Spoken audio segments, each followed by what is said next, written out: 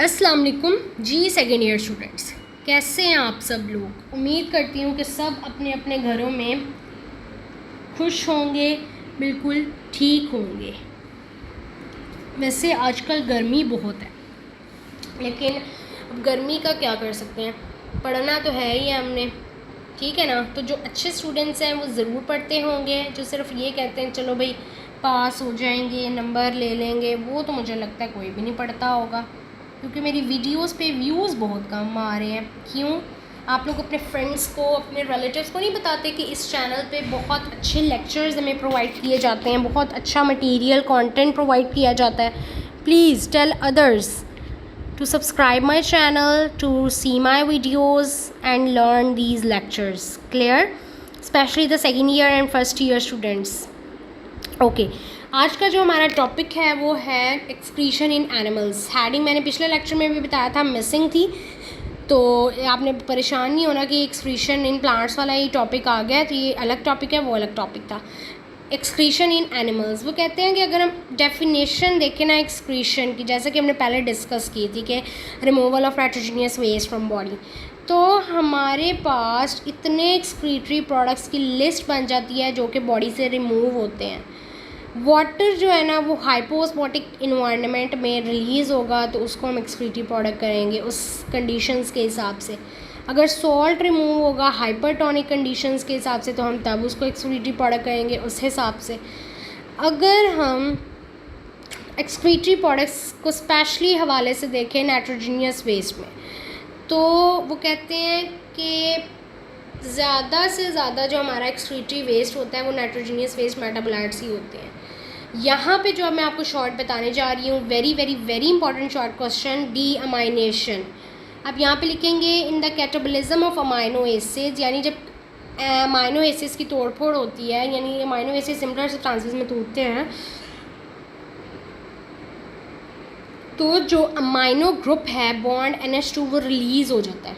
इसी रिलीजमेंट को हम डी अमाइनेशन कहते हैं, यानी अमाइनो एसिड से अमाइनो ग्रुप का रिलीज़ होना डी अमाइनेशन हुआ, और दूसरे मॉलिक्यूल्स को ट्रांसफ़र कर दिए जाते हैं for its removal and reuse, यानी दोबारा रीयूज़ कर लो, नया कंपाउंड बना दो या तो रिमूव कर दो। इस प्रोसेस को डी अमाइनेशन कहेंगे। अब वो कहते हैं कि अगर अमाइनो ग्रुप रिलीज़ नहीं हुआ या रिसाइकल नहीं हुआ और वाटर में, हमारी बॉडी फ्लूइड्स में डिज़ोल्व हो गया है, तो हमारे पास प्लाज्मा में एक टॉक्सिक राइज आएगा, तो it must be excreted outside the body.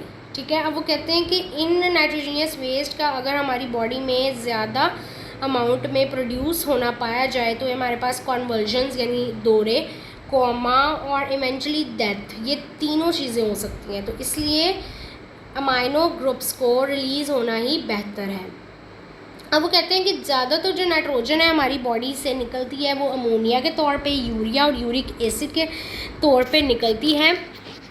Lower quantities जो नाइट्रोजन की हैं वो हमारे पास कंपाउंड्स हैं, नेम है creatinine, creatine and trimethyl amino oxide. ये मैंने आपको TMO पहले भी बताया था कि कार्टिलेजिनस फिशेज़ में होता है, जो कि यूरिया के अगेंस्ट प्रोटेक्शन के लिए इस्तेमाल होता है। तो वो कहते हैं कि स्मॉल अमाउंट्स में तो अमाइनो एसिड्स, प्यूरीन्स और पायरिमिडीन्स भी बनती हैं। अब जो मैं आपको क्वेश्चंस बताने जा रही हूँ, रट लेना आप लोगों ने, very very very important short questions of board as well as college exams, के what are the compounds which are produces by the metabolism of purines and pyrimidines. Clear? तो कहते हैं कि मेटाबॉलिज्म ऑफ प्यूरीन्स और पायरिमिडीन्स जो हैं वो significant amount of nitrogenous waste produce करती हैं, जैसे कि हाइपोजेंथीन, जेंथीन, ये कंपाउंड्स के नेम है। हायर क्लासेस में आप इनको एक्सप्लेन करना भी देख लेंगे। Uric acid, allantoin, urea and ammonia, तीन तो आपको पता है, uric acid, ammonia and urea. तो बाकी जो तीन है हाइपोजेंथीन, जेंथीन एंड अलाइनटोइन, ये आप बड़ी क्लासेस में एक्सप्लेन करेंगे।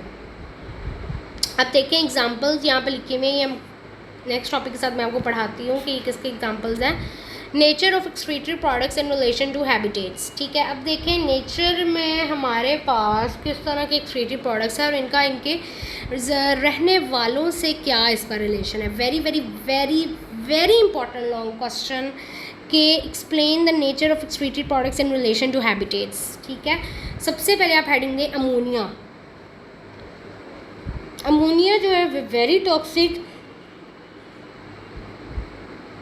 क्या है, वेरी टॉक्सिक और बॉडी फ्लूइड्स में क्विकली डिज़ोल्व हो जाता है। सो लो कंसनट्रेशन में ये कैप्ट होना, यानी लो कंसनट्रेशन इसकी बॉडी में होनी चाहिए। अगर हम इसकी लो कंसनट्रेशन को मेंटेन नहीं रखते तो ये हमारी बॉडी में toxic rise in plasma cause करेगा। तो बॉडी को ऐसा वॉल्यूम रिक्वायर है वाटर का कि जो इसको यूरिन के ज़रिए रिमूव कराया जा सके। तो ये हाइपोटोनिक इन्वायरमेंट में पॉसिबल है। सो अमोनिया एनिमल्स का एक्सक्रीटरी प्रोडक्ट्स उस लिहाज से बनेगा कि जो हाइपोटोनिक यानी फ्रेश वाटर में रहेंगे। तो हमारे पास कितने ml वाटर रिक्वायर्ड है अमोनिया को एक्सक्रीट करने के लिए, ये आप लोगों ने MCQ के लिए रट लेनी है। वेरी इंपॉर्टेंट बात कि 500 ml वाटर नीडिड होता है 1 ग्राम ऑफ अमोनिया को रिलीज़ करने के लिए। क्लियर?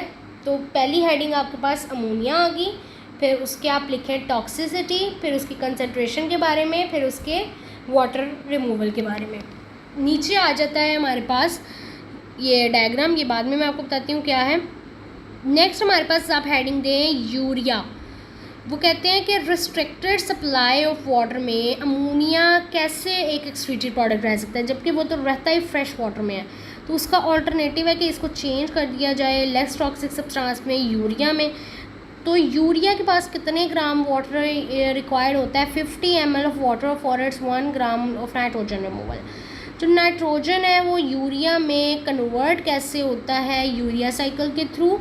तो ये उन एनिमल्स का एक्सक्रीटरी प्रोडक्ट है जो रिस्ट्रिक्टेड सप्लाई ऑफ वाटर में रहते हैं, यानी टेरेस्ट्रियल मैमल्स। तो अब ये ऊपर देखें, ये आप लोगों के पास ये जो पिंक सा है, ये आप लोगों के पास यूरिया साइकिल है।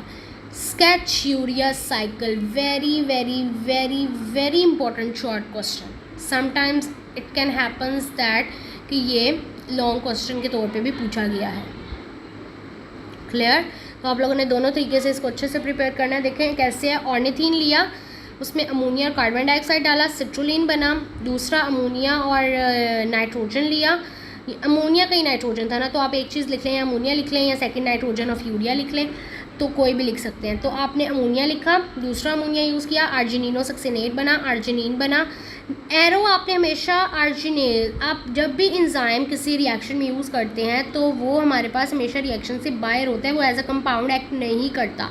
तो बी केयरफुल, आप इसको आर्जिनेज को दूसरा ही कोई कंपाउंड ना बना दे। तो आर्जिनिन के लिए आर्जिनेज इंजाइम है, वो यूज़ हुआ तो तब जाके यूरिया बना, और दोबारा आर्जिनिन ने साइकिल कंटिन्यू किया जो कि ऑर्निथीन की तरफ था। Very important for short question as well as for long. ठीक है, फिर ये आपने यूरिया जब लिखना है इसके साथ आप लोगों ने ये बनाना है। फिर आप आ जाए नीचे यूरिक एसिड, लास्ट पैराग्राफ पे हेडिंग दे लें यूरिक एसिड। वो कहते हैं कि जो एनिमल्स हैं शॉर्ट वाटर के साथ इनहैबिट करते हैं यानी रहते हैं, उनके लिए जो एक्सक्रीटरी प्रोडक्ट होगा वो मिनिमम अमाउंट ऑफ वाटर से रिलीज़ हो सकता है। वो कौन सा प्रोडक्ट है? Uric acid.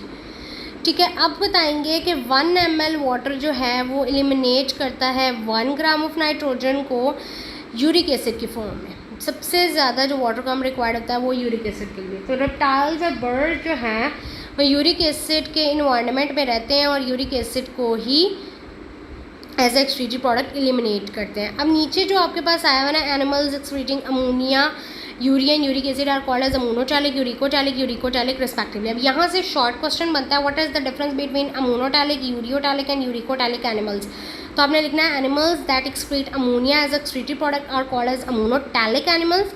Animals that excrete urea as a excretory product are known as ureotelic animals.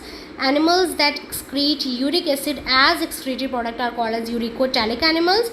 ऊपर मैं आपको एग्जांपल्स दिखाती हूँ इनके, तो फिर आप साथ साथ एक एग्जांपल एक्सप्लेन करते हैं, 2 नंबर आपके पूरे हो जाएंगे। यूरियोटेली और यूकोटेली वो बताते हैं कि इनके बीच कोई ना एक रिलेशन है, एवोल्यूशनरी रिलेशन जो कि सालों साल से चला आ रहा है। ठीक है, क्लियर?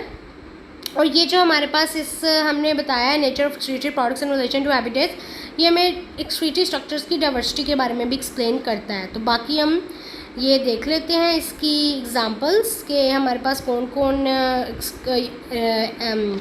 यूरियोटैलिक है, कौन कौन यूरिकोटैलिक है, कौन कौन अमोनोटैलिक है। सबसे पहले हमारे पास रहता है ammonotelic, most aquatic mammal animal including many fishes के पास अमोनिया जो है वो एक्सक्रीटरी प्रोडक्ट है, तो इसे हम अमोनोटैलिक कहेंगे। Mammals, most amphibian, shark, some bony fishes के पास यूरिया है तो यूरियोटैलिक कहेंगे। Birds, insect, many reptile, land snail के पास uric acid as excretory product है, तो हम इसे यूरिको टैलिक एनिमल्स कहेंगे। क्लियर, आपने डेफिनेशन लिख दी, साथ दो एग्जांपल्स दे दें तो आपको 2 नंबर पूरे मिल जाएंगे। अब आप देखें अमोनिया और यूरिया का फार्मूला भी है, तो आप लोगों ने इसको भी अच्छे से प्रैक्टिस कर लेना है। अमोनिया का तो NH2 है, यूरिया का थोड़ा प्रैक्टिस करेंगे आपको आ जाएगा। यूरिक एसिड का जो ये फार्मूला है, स्ट्रक्चरल फार्मूला, ये इतना ज़्यादा नहीं पूछा जाता, लेकिन आप लोग फिर भी एक दफ़ा इसको प्रैक्टिस कर लीजिएगा, क्या पता आप लोग के बाहर आ जाए। वैसे पिछले बोर्ड में तो पिछले सालों में कभी भी ये नहीं आया हुआ। यूरिया हाँ 1-2 दफ़ा आया हुआ है MCQs में, शॉर्ट में, तो आप लोग इसे प्रैक्टिस कर लीजिएगा। उम्मीद करती हूँ कि आपको आज की मेरी वीडियो पसंद आई होगी। अगर पसंद आई तो मेरे चैनल को सब्सक्राइब करें, मेरी वीडियो को लाइक करें और हमेशा मेरी वीडियो को एंड तक देखा करें, तभी आपको लेक्चर्स की समझ आएगी। क्योंकि मैं बीच में शॉर्ट्स क्वेश्चन के बारे में बताती हूँ, लॉन्ग क्वेश्चंस का एक्सप्लेन करती हूँ, MCQs का एक्सप्लेन करती हूँ। और अगर आप आधी पिछाधी वीडियो देखेंगे तो ये नहीं चलेगा, आप लोग को ना खुद समझ आएगी और ना फिर मुझे इस तरह पता चलेगा कि बच्चों को समझ आ गया है या नहीं आया। तो मैं नेक्स्ट लेक्चर्स कैसे बनाऊँगी, इसमें बहुत मेहनत लगती है लेक्चर्स बनाने में। सबसे पहले खुद प्रिपेयर करो, फिर आप लोगों तक अपना नॉलेज प्रोवाइड करो। सो B with me, be with my videos, give your time to your studies, give your time to my videos, give your time to my lectures। ठीक है ना, ये लेक्चर्स आप समझ लें एक दफ़ा तो आपको किसी भी लेक्चर की ज़रूरत नहीं पड़ेगी इंशाल्लाह। चलें जी, फिर नेक्स्ट लेक्चर तक के लिए अल्लाह हाफ़िज़।